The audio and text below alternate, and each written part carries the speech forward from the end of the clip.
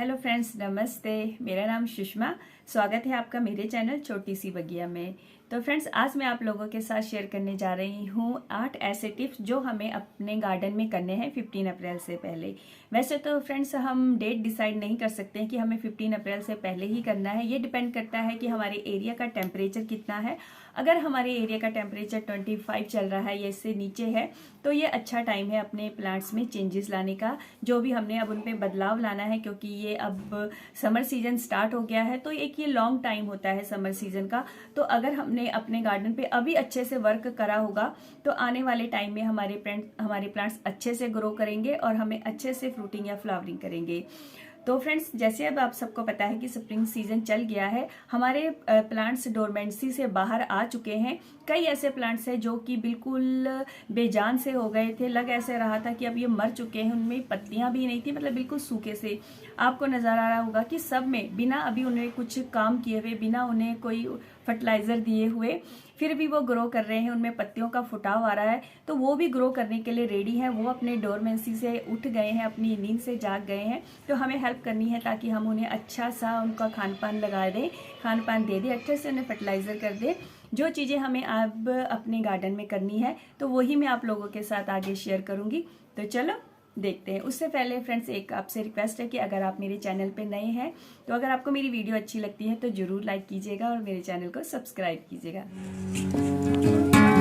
तो फ्रेंड्स, करते हैं पहला काम हमें करना है अपने प्लांट्स पे गुड़ाई का।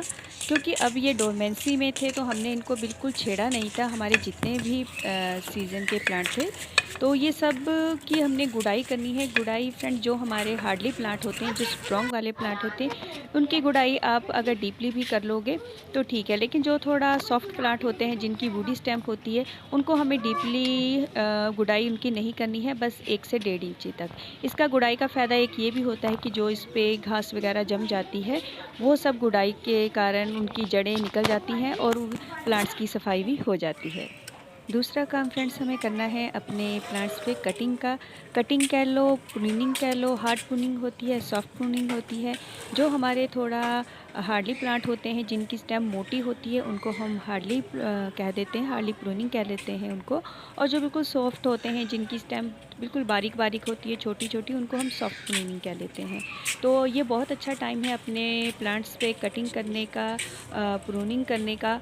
कि अगर हमें किसी प्लांट को शेप में लेके आना है, वो अगर उसकी लुक ख़राब हो गई है, थोड़ा लेगी टाइप हो गया है, तो हम सबको उनको कट कर देना है। क्योंकि इनका ये ग्रोइंग टाइम है, ये बहुत अच्छे से ग्रो कर जाएंगी अगर हम इन्हें अच्छे से कट भी कर देंगे। तो फ्रेंड्स, वही है कि जो हमारे इंडोर प्लांट होते हैं उनकी जो प्रूनिंग होती है वो थोड़ा सॉफ्ट होती है। लेकिन जो हमारे हार्डली प्लांट है, जैसे मैं जेड प्लांट की कर रही हूँ, तो ये मेरा हार्डली प्लांट है, तो मैं इसको अच्छे से कट कर रही हूँ क्योंकि मुझे इसको इन फ्यूचर में एक शेप में ढालना है। तो प्रूनिंग आप 2 टाइप से कर सकते हैं। तो एक ये मेरा आप ये प्लांट देख रहे हो, क्योंकि ये जो जिसमें मैंने इसको लगाया हुआ था, ये छोटा सा पॉट था। ये सिल्वर डस्ट का पेड़ है, तो ये नीचे से अपने पप्स निकालता रहता है, आप देख रहे होंगे। तो मैं ऊपर से इसकी कटिंग कट कर रही हूँ ताकि जो नीचे के पप्स निकले हैं, ये इनको ग्रो करने का अच्छे से टाइम मिल जाए। और जो मेरी ऊपर की कटिंग मैं कट कर रही हूँ, ये मैं कटिंग से इसको ग्रो कर दूँगी, जिससे मेरे इससे 1 से ज़्यादा प्लांट बन जाएंगे। तो चलते हैं तीसरे काम की तरफ। तीसरा काम फ्रेंड्स हमारा ये है कि जितनी भी हम कटिंग्स करते हैं अपने प्लांट्स को मल्टीपल करने की, या जितनी भी हम कटिंग करते हैं, वो कटिंग करने का बहुत एक अच्छा फ़ायदा होता है कि जहाँ से हम अपने प्लांट्स की कटिंग करते हैं वहाँ से 2 या 3 स्टेम उसकी निकलती हैं।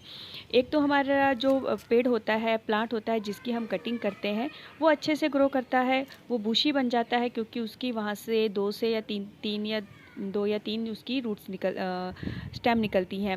दूसरा, हम जो इसकी कटिंग लगाते हैं तो हमारे गार्डन में एक और प्लांट ऐड हो जाता है। हम चाहे उसको आगे गिफ्ट कर लें या किसी अपने जानकार को दे दें, तो इसका हमें जितनी भी हमारी कटिंग्स होती है काम आ जाती हैं। वेस्ट कुछ नहीं जाता है, बल्कि हमारे गार्डन में और फ्लावर्स ऐड होते हैं और प्लांट्स ऐड होते हैं। तो इसकी कटिंग, आप किसी भी प्लांट की कटिंग करते हो तो उसको वेस्ट मत करिए, उसको आप ग्रो कर सकते हैं। अगला काम फ्रेंड्स मैं कर रही हूँ अपने प्लांट्स पे फर्टिलाइज़र का। ये बहुत इम्पोर्टेंट काम होता है जो हर गार्डनर करता है। हम साल में 2 बार अपने प्लांट्स को अच्छे से कंपोस्ट देते हैं। वैसे तो लिक्विड में या कह लो कि ओरल फॉर्म में छोटा-छोटा हम करते रहते हैं मंथ में या 1.5 मंथ 2 मंथ में, लेकिन अच्छे से हमें अपने प्लांट्स को 2 टाइम खाद देनी होती है। एक जब ये स्प्रिंग सीज़न चल रहा है और एक जब बरसातों के बाद मौसम आता है। तो फ्रेंड्स ये 2 टाइम हमें अपने प्लांट्स को अच्छे से उनका ये खाना होता है। ये खाना इनके लिए वो काम करता है, स्लो रिलीज़ का काम करता है। धीरे-धीरे ये हमारे प्लांट्स को न्यूट्रिशन देता रहता है। तो हमें अपने प्लांट्स को अच्छे से न्यूट्रिशन देना है, उसके लिए आप कोई भी खाद अपने प्लांट्स को दे सकते हो। मैंने अपने जो प्लांट्स को खाद दी है, इसमें मैंने 2 चीज़ें ऐड करी हैं। एक मैंने ली है पत्तों की खाद और दूसरी मैंने इसमें ली है गोबर कंपोस्ट और इसमें मैंने थोड़ा-सा डाला था फंगीसाइड। बस इन सबको मिला के आप अपने गमले का साइज़ देख के उस पे आप दे सकते हो। जैसे मेरे तो ज़्यादातर 12 या 15 इंच के गमले हैं, तो मैंने साइज़ अपने रखा हुआ है किचन की। एक मेरे पास करछी है, बस उस करछी से मैं एक इसको सब प्लांट्स को दे देती हूँ। तो ये बहुत अच्छा काम है, मतलब बहुत अच्छा न्यूट्रिशन और बहुत ज़रूरी। जितने भी हम अगर अपने गार्डन में वर्क की बात करें कि हमें कौन-कौन से काम करने हैं, तो उनमें से ये नंबर 1 कह लो या सबसे इम्पोर्टेंट काम होता है अपने प्लांट्स को खाद देना। ये खाद आने वाले टाइम में, क्योंकि समर सीज़न लंबा सीज़न चलने वाला होता है, तो इसको मतलब लॉन्ग टाइम तक चलना वाला होता है, तो ये हमारे प्लांट्स के ग्रो के लिए बहुत इम्पोर्टेंट होता है। बाकी आप महीने टू महीने आप लिक्विड दीजिए, आप चाहे किसी तरह की भी खाद देते रहिए, लेकिन ये अच्छी क्वांटिटी में हमें देना होता है अपने प्लांट्स को।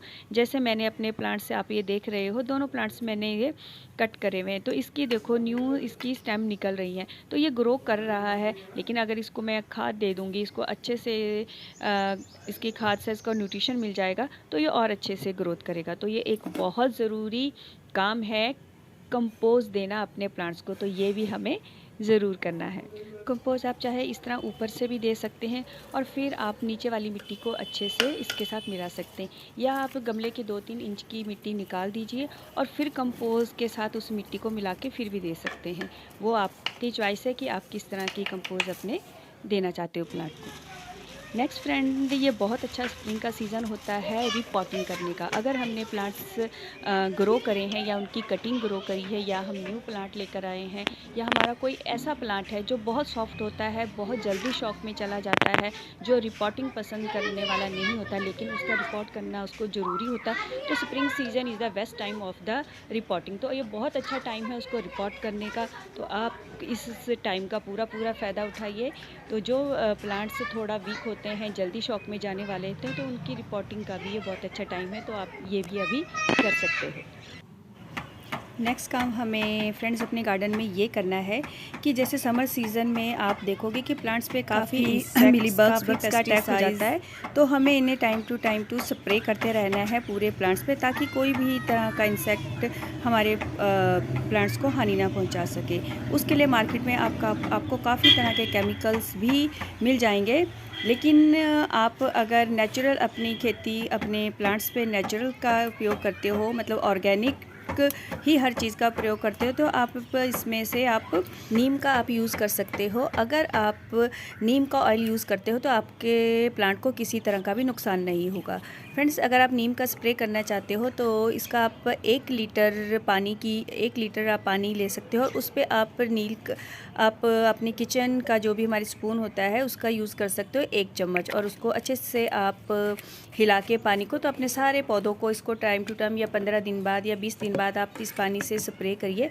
हमारे पौधे जो हैं सारे इससे जर्म से या कह लो या इंसेक्ट से, कीटाणु किसी तरह के भी जो कीड़े होते हैं जो हमारे प्लांट्स को नुकसान पहुंचाते हैं, उनसे बचा रहेगा। फ्रेंड्स, हमें ये करना है कि हमारे जितने भी हमारे विंटर सीजन के प्लांट हैं वो अब पहले फुल धूप में रखे हुए थे, हमने फुल सनलाइट में थे, तो अब हम उनको शेड एरिया में लेकर आएंगे, क्योंकि अब जैसे कि टेम्परेचर बढ़ता जा रहा है, ज़्यादा धूप भी उनके लिए अच्छी नहीं है, तो आप अपने सारे विंटर प्लांट्स को शेड में ले आइए।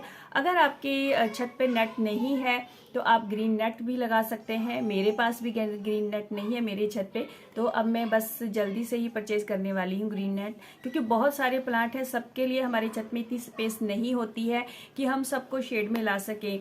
तो अगर नहीं है तो ग्रीन ऐड को ज़रूर ऐड कीजिए। नेक्स्ट काम फ्रेंड्स ये है कि जितने भी हमारे विंटर सीजन के प्लांट हैं उनकी हमें उनके सीड बन रहे हैं तो उनके सीड हमें संभाल के रख लेने हैं। आने वाले टाइम में, आने वाली नेक्स्ट विंटर के लिए हम उन्हें संभाल के रख दें, क्योंकि अभी जो भी हमारे विंटर सीजन के प्लांट हैं वो अच्छे से ग्रो कर रहे हैं, तो उनके जो सीड बन रहे होंगे वो भी एक हेल्थी सीड होंगे। क्योंकि अगर हम नेक्स्ट मंथ तक वेट करेंगे कि हम नेक्स्ट मंथ उनके सीड ग्रो करेंगे तो होगा क्या कि आगे जैसे गर्मियां बढ़ती जाएंगी तो हमारे विंटर सीजन के फ्लावरों का जो साइज है वो भी कम होता जाएगा और उनका जो सीड बनेगा वो भी अच्छे क्वालिटी का नहीं होगा। तो ये बहुत अच्छा टाइम है अब उन विंटर सीजन के सीड्स को संभाल के रखने का। तो फ्रेंड्स ये रही मेरी आज की शेयरिंग जो मैं भी करने वाली हूँ और आप लोगों के साथ शेयर कर रही हूँ। अगर मेरा वीडियो अच्छा लगता है तो ज़रूर लाइक कीजिएगा, मेरे चैनल को सब्सक्राइब कीजिएगा। बाय।